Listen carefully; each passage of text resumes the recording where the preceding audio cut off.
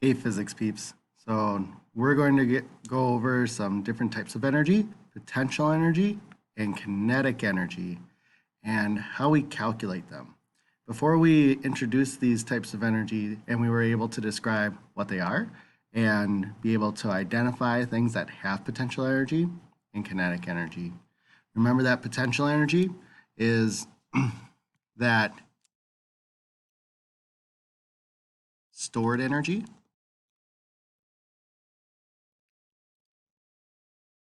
based on something's position. For what we end up dealing with most, though, is the object's height off the ground. And kinetic energy is the energy of motion. So if something's moving, it has kinetic energy. If it's not moving, it doesn't have any kinetic energy. If something's lifted off the ground, we say it has potential energy. If something's sitting on the ground, we say it has no potential energy, but that is debatable, and we will talk about that later. And getting into the equations are pretty straightforward. Just also keep in mind that you can write these equations instead of EP if you want to do PE for potential energy, that's okay. If you want to do KE for kinetic energy, that's okay. It's a free country, you can do that. But working with the equation, to solve for potential energy, it's the mass, it has to be in kilograms, times the acceleration due to gravity. And this number comes back again. It's that strength of gravity. It's 9.8.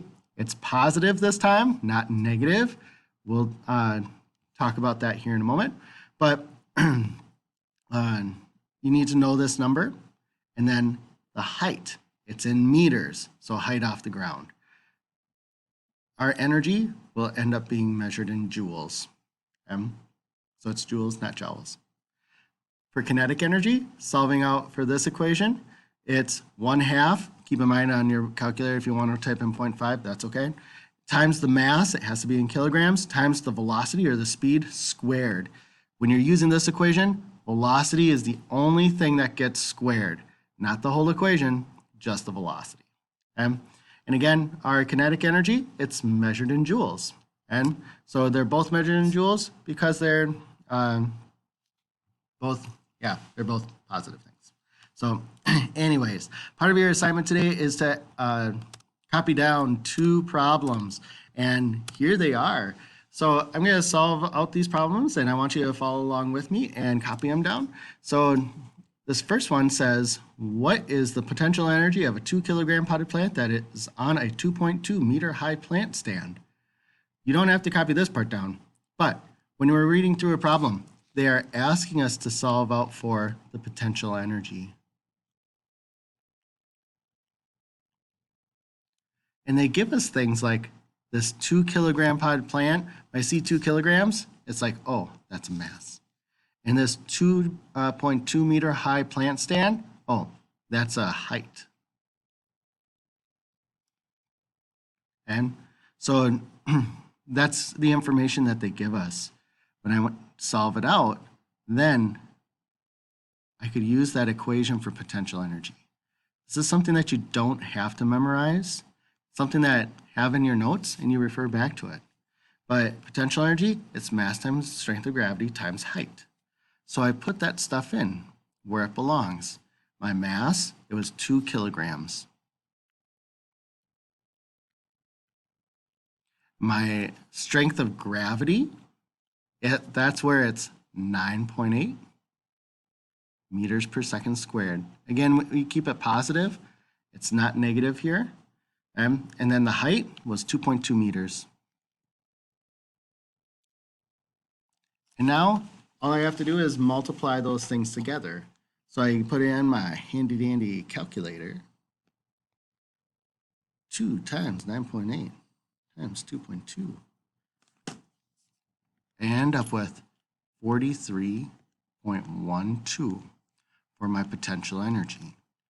But because I solved out for energy, my units are in joules. Not joules, it's joules. Okay? So that's how we solve for potential energy.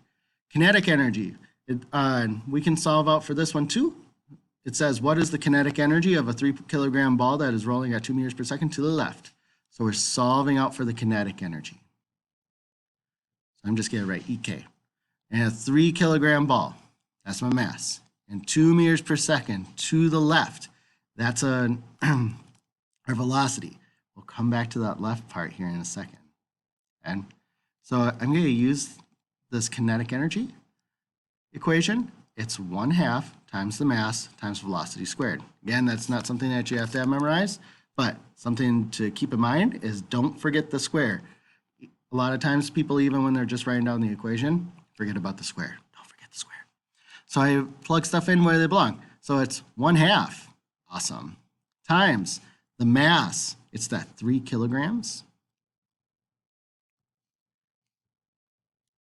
times the velocity squared. So my velocity was 2 meters per second.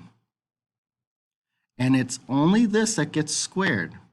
And so when I solve this out, I need to put this into my calculator, but just keep in mind, you got to remember this square, and it only belongs to the velocity. Sometimes people find it easier to just kind of run through it backwards. So like if we do this 2 and square it first, so 2 squared, that's 4, times 3 times 1/2. I could do that too, and I would end up with, for an answer, 6 for my kinetic energy.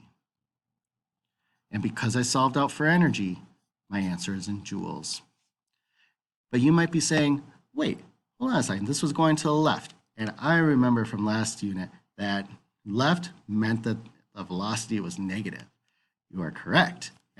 But that's where this kind of stuff comes into play of why we just call this positive. And if we actually put that here, let's actually try that out.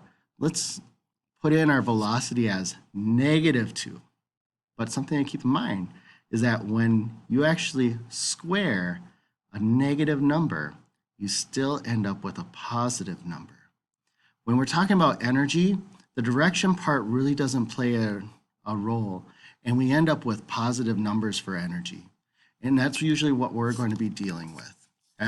So that's also why this 9.8 we leave as positive, not negative. Energy really doesn't take direction into consideration. So when we say that something has a kinetic energy of 6 joules, there's no way of telling if that 6 joules is going up, down, left, or right. It's an amount of energy that it has going just as it's moving in any direction. And so just a little clarification on that, but that's kind of about it. That's how we solve out for energy. It's pretty straightforward. And just watch out for other things, like if something's at rest, that means its velocity is 0. Or if something's on the ground, that means its height is 0. All that kind of stuff. But you guys have a good day, and make sure you reach out to your teachers if you have questions. All right, keep rocking.